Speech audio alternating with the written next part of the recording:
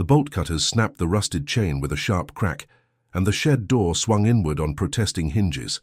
Jack Harlan's flashlight beams sliced through the thick dust motes, landing on a row of sealed wooden crates stacked against the far wall, their faded stencils reading U.S. Army property, classified.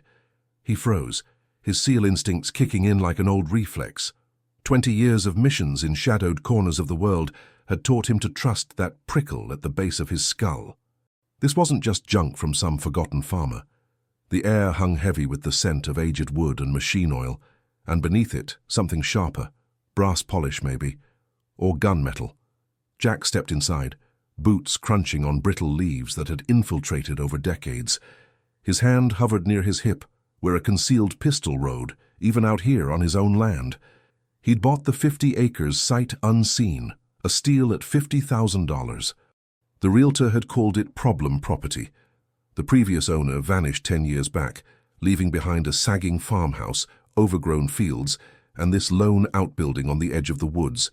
No family claimed it, no liens, just a deed transferred through probate, cheap enough for a man like Jack to snatch up cash. Montana's endless sky and isolation had called to him after his discharge. No more orders, no more brothers watching his six. Just silence, and maybe a chance to rebuild something solid. If you're hooked already, hit that subscribe button, like this video, share it with a friend, and drop a comment below. Tell me where you're watching from tonight. Your support keeps these stories coming. Jack swept the beam methodically left to right, mapping the space. 10 feet by 15 concrete floor cracked but level. Workbenches lined one wall covered in tarps yellowed with time. Tools hung in precise rows, wrenches, calipers, a vise still clamped around a half-ished metal component. He approached the crates first, 6 of them, each the size of a footlocker, nailed shut with iron straps. His gloved jers traced the stencils, dates from 1943. Project Echo. Never heard of it. But the eagle and shield emblem screamed military surplus, abandoned after the war maybe, or worse, black market leftovers. A floorboard creaked under his weight, not a board, the concrete. He knelt, prying at a loose seam with his knife. Dust puffed up. Beneath lay a trapdoor, rusted but intact, secured by a hasp that had long since corroded open.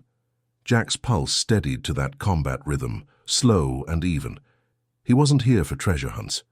He'd come to this patch of earth to vanish, to outrun the ghosts of Fallujah and the inquiry board that ended his career. One bad call on a night raid. Team extracted. But questions lingered. Brass wanted answers he couldn't give. Now at 45, with a pension and a bad knee, he craved control. This land was his fortress. He lifted the trapdoor with a grunt. Stairs descended into blackness, 15 feet down by his estimate. Cool air wafted up, carrying a metallic tang. No time like now. Jack unholstered his sidearm, chambered around quietly, and descended, beam preceding him like a spear point. The basement stretched wider than the shed above, a bunker carved from the hillside. Concrete walls, reinforced. Shelves groaned under canvas-draped shapes. He uncovered the first, a row of brass instruments, gauges etched with imperial measurements, serial numbers matching the crates upstairs.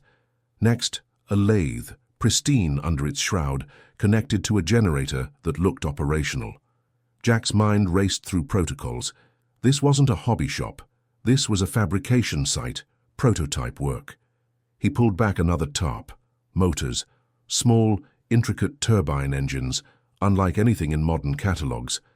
Blades gleamed, balanced to perfection. Labels, Echo Propulsion Test Units, restricted. His breath caught. Post-war experimental aviation. Jet tech before jets went mainstream. He knew collectors paid fortunes for such relics. Museums bid 7 figures for a single flyable prototype. But these weren't replicas.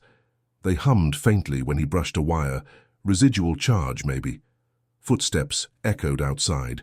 Faint, deliberate, crunching gravel. Jack killed the light, melting into shadow. SEAL training surged. Breathe shallow, profile low.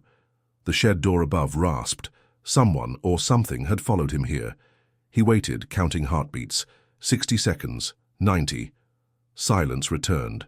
Animal? Squatter? The land had rumors. Previous owner tinkered obsessively, vanished owing debts. Locals whispered of government men hauling crates at night. Jack dismissed it as small-town myth. Until now. Reigniting the beam, he catalogued methodically. Blueprints in waterproof tubes, yellowed but legible. Schematics for a compact engine. Efficiency curves that defied physics even today. Fuel injection precursors. Signatures at the bottom. Dr. Elias Crow, patents pending 1944. Jack knew the name vaguely from history buffs. Crow, a Manhattan Project engineer who went rogue after Hiroshima, chasing pure propulsion for private flight, disappeared, assets seized. But here, blueprints alone could fetch mid-six figures at auction. With hardware, millions. He pried open a crate upstairs, muscles straining against ancient nails. Inside, packed in Cosmoline, more components, gold-wired circuits ahead of their era. A notebook, leather-bound, Crow's handwriting detailing tests. Unit 7 achieved 2.5 thrust to weight, unlimited range potential. Jack's hands steadied it carefully. This wasn't hobbyist fever dream. This was breakthrough tech, mothballed when the war ended and bigger projects took priority. Dawn crept through the grimy window as he surfaced, mind whirling. Sell it? Patent derivatives? His discharge papers still stung, accused of insubordination for protecting his team. Now, this windfall could buy freedom, or paint a target. He locked the shed with his own chain, heavier gauge, and walked the property line, marking fence posts mentally. 50 acres of pine and meadow, a creek for water, perfect for a cabin. But now, guarded secrets beneath. That night, under a million stars, Jack sat by a fire pit he'd dug, coffee steaming. Hypervigilance kept sleep at bay. Branches snapped in the woods. Eyes in the dark. Paranoia or preparation? He'd faced worse in hostile territories. This was home turf. Next morning he drove to town, Bozeman's outskirts, hardware store first. Reinforced locks, motion sensors. Then the library, microfiche on Crow. Obituaries listed him as missing, presumed departed early. No body. Patents expired unclaimed. Jack photocopied articles, pulse quickening. Crow's work influenced modern drones, uncredited. A specialist appraiser in Seattle might value it conservatively at $2 million. Conservatively. Back at the land, a pickup sat at the farmhouse ruins, rusted '98 Ford, plates expired. Jack parked downwind, approached on foot, silent as a ghost. Two men, late 30s, prying boards from the porch. Locals, scavengers. "Hey!" Jack called, voice level. "Private property." They spun, hands empty but tense. The taller one, bearded, eyed Jack's build. Just looking, heard it was abandoned. Not anymore. Jack's stance shifted, balanced. "Deed's mine. Leave." Beard nodded, slow. "Fair. But word's out.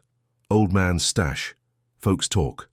They drove off, tires spinning dirt. Jack memorized the plate. Antagonists already, or opportunists. He reinforced the farmhouse door anyway, boarding windows. The shed remained priority. Days blurred into routine. Clear brush by day, nights guarding the bunker. He tested a motor in secret, word to life on fresh fuel, torque unreal for its size. Videos on his phone encrypted. Contacts from service days, one ex-colonel in D.C., collector circles. "Bring it quiet," the voice crackled. Buyers lined up. But doubt gnawed.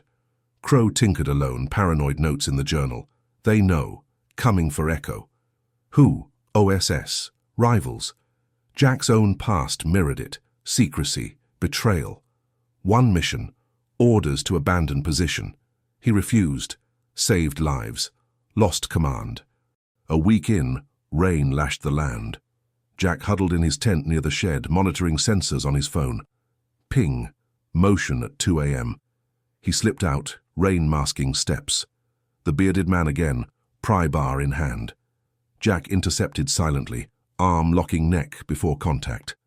"Talk," Jack whispered. "Guy in town hired us. Says it's his inheritance. Crow's kin." Jack tightened. "Deed says otherwise." "Cash offer. Split it?" "No." "Release." Man scrambled away. Now tension coiled tight. Rivals with claim? Forged papers? Jack accelerated plans, crane rental for crate extraction, auction house consult, but first, full inventory. Deep in the bunker, Al Tarp. A safe dial combination from Crow's notes. Inside, ledgers, stock certificates. Crow invested prototype profits in fledgling companies, pre-IPO shares in what became aerospace giants, Boeing derivatives, Lockheed precursors, untraded, forgotten. Maturity value? 8 figures easy. Jack surfaced, soaked, exhilarated. Millions in paper alone. Legacy shifted, but headlights pierced the woods, 2 vehicles approaching slow. He grabbed the pistol. Time to defend what was his. If this story's gripping you, smash subscribe, like, share with your crew, and comment your guess. What's Jack's next move? Let's build this together. Jack crouched low behind the shed's weathered door, his breath steady, controlled, like breaths taken before a dive into hostile waters. The pistol, a relic from his service days he'd polished that afternoon, felt like an old friend in his calloused palm. Outside, the crunch of boots grew louder, deliberate. 3 men, silhouettes against the moonlit field, fanned out like they knew the lay of the land better than he did. One carried a pry bar glinting in the pale light, another muttered low, words lost to the wind but laced with urgency. He'd spotted them earlier that evening, right after the appraiser's call. "Jack, those coins in the shed? Morgan dollars, 1893 S variety near mint. And not just a handful, a chestful, conservatively 8 figures. Keep it quiet till we verify ownership." Verify ownership. That's what had Jack's instincts firing now. This land was his, bought fair from a county auction after decades of tax liens. But these intruders, they moved with purpose, eyes fixed on the shed where the heavy oak chest sat, its contents gleaming under the single bulb he'd rigged up. The leader, a stocky man in his 40s, ball cap pulled low, signaled the others. Jack recognized the type. Opportunistic, hardened by rural grudges. He slipped the pistol into his waistband and palmed a rusted shovel leaning nearby. No need for thunder yet. Let them come. His SEAL training kicked in, mapping angles, exits, weak points. The shed's thin walls wouldn't stop a bullet, but the surrounding brush offered cover.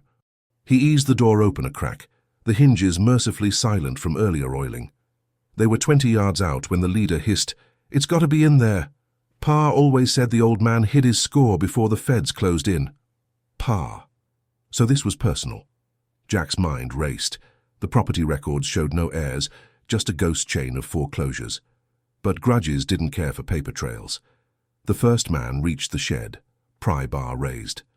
Jack burst out, shovel swinging in a low arc that caught the intruder's wrist with a sharp crack. The tool clattered to the dirt. "Evening, gentlemen," Jack said, voice calm as a brig room. "Private property. Turn around." The man yelped, clutching his arm, stumbling back into his companions. The leader whirled, pulling a knife from his belt, hunting blade, serrated. "You the new buyer. This ain't yours. My father worked this land before you city soldiers showed up." City soldier. Jack almost laughed.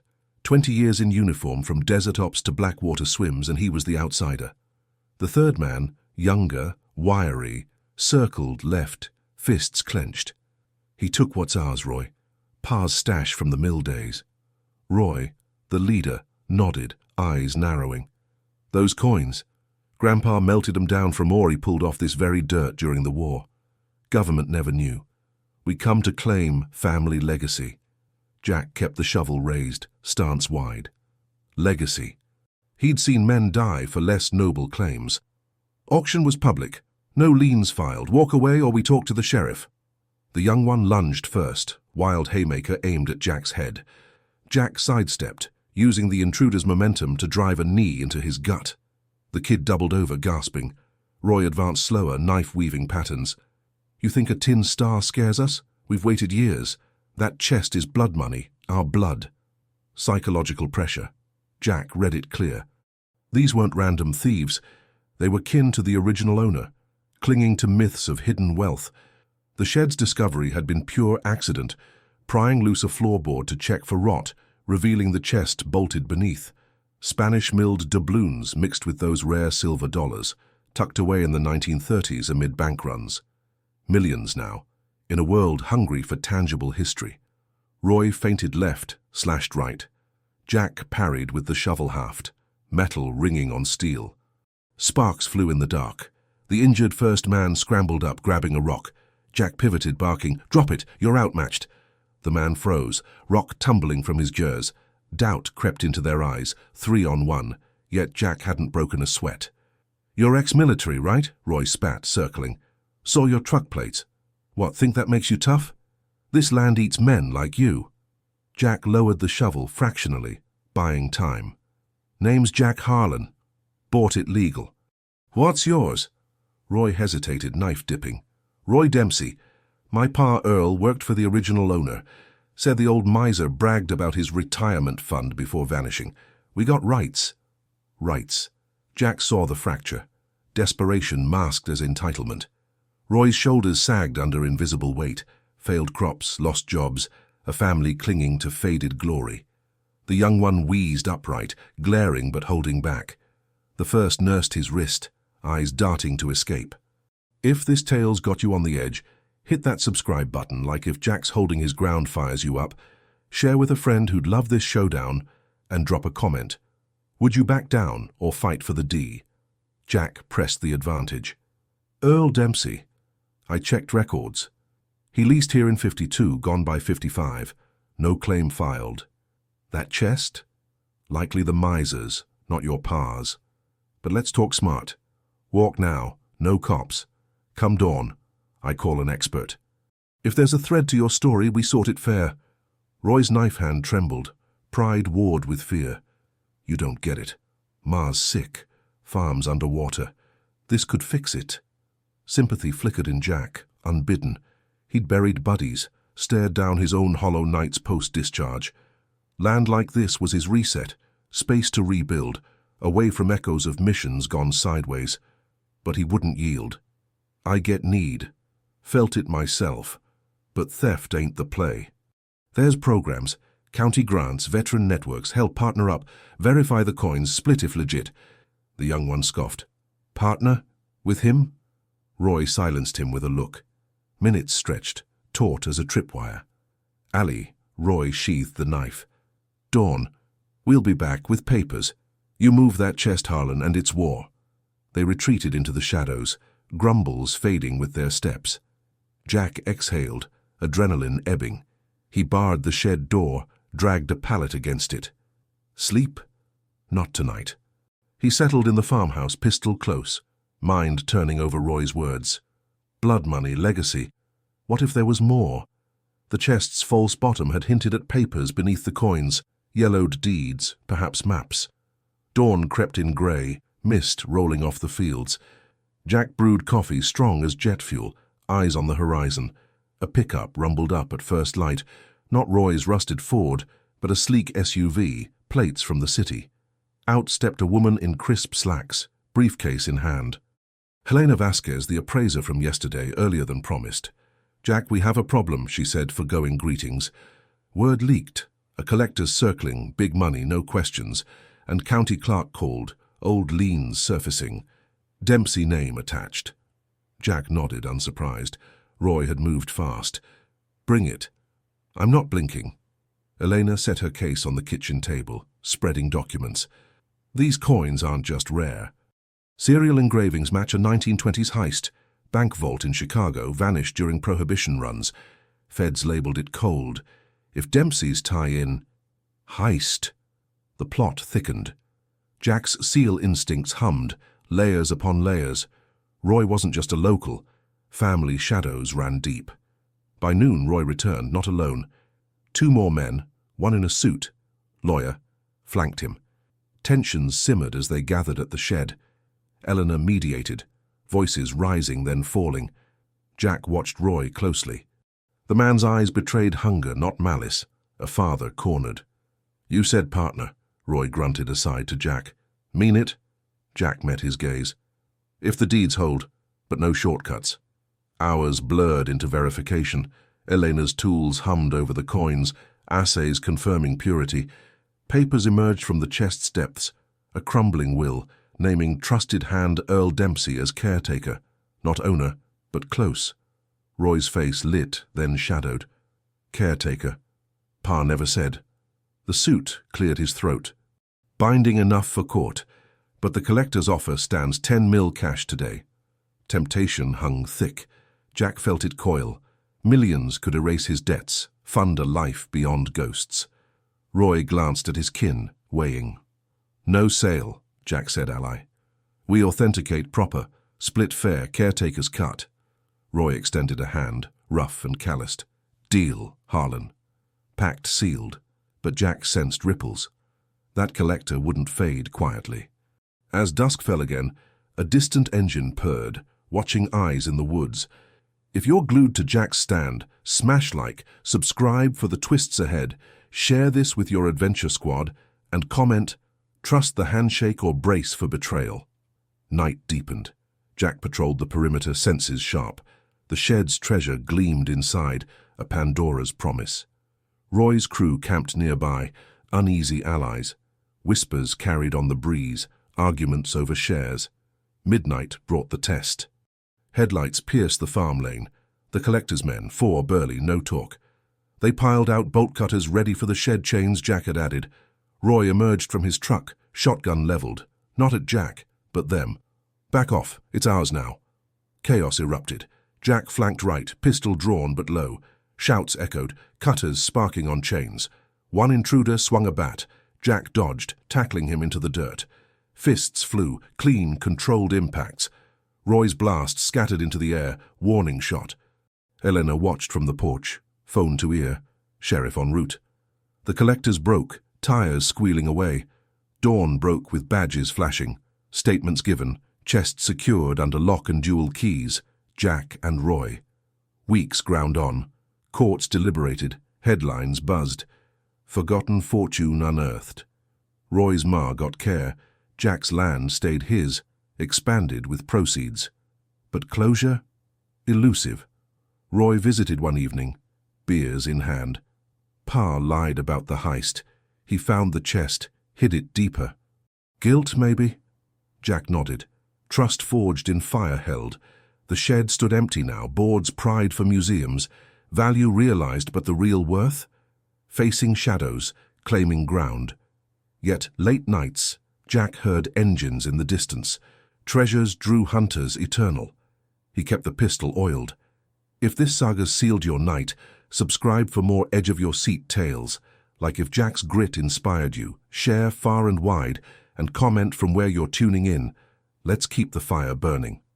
Jack gripped the appraisal report, his calloused jaws tracing the embossed seal as if it held the ghosts of forgotten fortunes. The shed's dim bulb flickered overhead, casting jagged shadows across the wooden crate that had upended his world. A trove of pre-1900 gold certificates, each one authenticated, each promising a windfall that could rewrite his solitary existence. But the knock at the farmhouse door shattered the silence like a suppressed round. He moved with the precision of old habits, silent across creaking floorboards, peering through the curtain. Harlan, the late owner's estranged nephew, stood there under the porch light, his face a mask of feigned concern, twisted by something sharper, covetous hunger. "Jack, we need to talk," Harlan called, voice steady but eyes darting to the shed. Jack's instincts hummed. This man had shown up days ago, spinning tales of family rights, but his records were paper-thin, whispers of unpaid debts and abandoned kin. Opening the door just enough, Jack kept his frame centered, blocking the threshold. "Harlan, it's late." Short words, controlled breath. Harlan stepped closer, undeterred, clutching a faded deed copy. Uncle Elias left that land to blood, not some outsider who scooped it up at auction. Those papers in the shed, they belong with family. His tone dipped low, probing for weakness. Jack felt the psychological vice tighten, not fists but insinuations, the slow poison of doubt. Was Harlan bluff, or did buried ledgers exist, waiting to claw back everything? They talked through the night, Harlan pacing the living room, laying out a narrative of Elias's reclusive life, a collector who hoarded relics from dusty estate sales, vanishing into the land after a bitter divorce. Jack countered with facts unearthed from county archives, his laptop screen glowing with digitized wills. Elias had died intestate, the land auctioned legally. But Harlan leaned in, voice a velvet blade. "You think you're the hero here, ex-SEAL? That grit won't save you from lawyers who eat men like you." The words landed like suppressed fire, personal, probing Jack's scars from deployments that left him adrift, trusting no one, building walls thicker than the shed's rusted tin. Dawn crept in as Harlan left with a parting glare, promising court papers by week's end. Jack didn't sleep. He paced the property, eyes scanning the tree line for tails, ears tuned to rustles that might be wind or watchers. The certificates mocked him from the table, 97 in all, valued at $4.2 million by the discreet appraiser in Kansas City, enough to fix the roof, pay off debts, maybe start that quiet life he'd chased since mustering out. But Harlan's shadow lingered, a psychological siege eroding certainty. Forged documents, hidden liens. Jack's mind replayed ops gone sideways, where intel blurred truth and trap. He drove to the city that afternoon, veins thrumming with focus. No rash moves. First, a forensic accountant in a nondescript office, poring over Elias's sparse angels. "Clean," the man said after hours. "No outstanding claims. But expect pushback. Greed like that doesn't fade." Next, a title attorney, sharp-eyed and no-nonsense, who cross-referenced deeds back to the 1800s. Harlan's connection? A second cousin twice removed, with no probate standing. Jack exhaled, tension uncoiling a fraction. Yet doubt gnawed. Harlan's parting words echoed, stirring ghosts of betrayal from his service days. Back home, the mailbox held the summons, Harlan's preemptive strike, alleging fraud in the auction. Jack's jaw set. He could have walked away, sold quick, and vanished. But grit, that unyielding core forged in salt and storm, held firm. He countersued methodically, stacking evidence like ammo crates. Photos of the shed's undisturbed dust layers proving no recent tampering. Witness statements from neighbors who saw Elias alone for years. Blockchain-verified appraisals, tying the certificates to defunct banks with ironclad provenance. Weeks blurred into a courtroom standoff in the county seat. Harlan suited up, spun a web of sob stories, lost heritage, a family's legacy. Jurors shifted, empathy flickering. Jack took the stand, voice even, recounting the purchase. $28,000 for 40 acres of weeds and whispers, no mention of the shed until keys turned. "I earned this fair," he said, meeting Harlan's glare. "Sweat and signatures, not shadows." Cross-examination dug deep, his military past painted as overkill, a drifter's opportunism. Jack absorbed it, countering with calm precision, exposing Harlan's own trail. Casino markers, foreclosed homes, a pattern of chasing others' fortunes.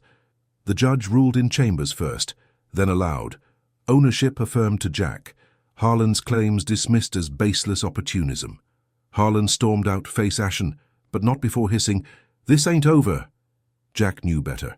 Men like that slink away when the light hits. The certificates cleared escrow days later, wired funds hitting his account in a rush that felt surreal. $4.2 million.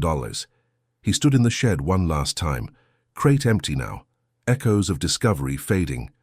But victory tasted bitter-sweet. Jack poured the first portion into restorations, the farmhouse beams reinforced, fields cleared for sustainable crops, not riches flaunted, but roots planted deep. He hired locals, shared labor, turning isolation into quiet alliances. The rest? Invested wisely, a buffer against storms unseen. Nights grew still, his hypervigilance easing into watchful peace. Harlan vanished, rumors placing him states away, chasing new mirages. One evening, as harvest moon rose over the now thriving acres, Jack sat on the porch, coffee steaming, surveying the land that had tested him. The shed stood repainted, repurposed as a workshop for tinkering, prototypes of his own, born from restless hands. No fanfare, no saviors. Just a man, remade by choices carved in tension's forge. He'd faced the abyss of doubt, emerged whole, wealth a tool, not a chain. The stars wheeled overhead, indifferent witnesses to a saga closed on his terms. If Jack's unyielding resolve gripped you till, hit that subscribe for more pulse-pounding real-life twists. Like if his battle mirrored your own fights, share this with someone needing that grit boost, and drop a comment. What's the wildest D you've ever uncovered? Your stories fuel the next chapter. Thanks for riding along until the next edge.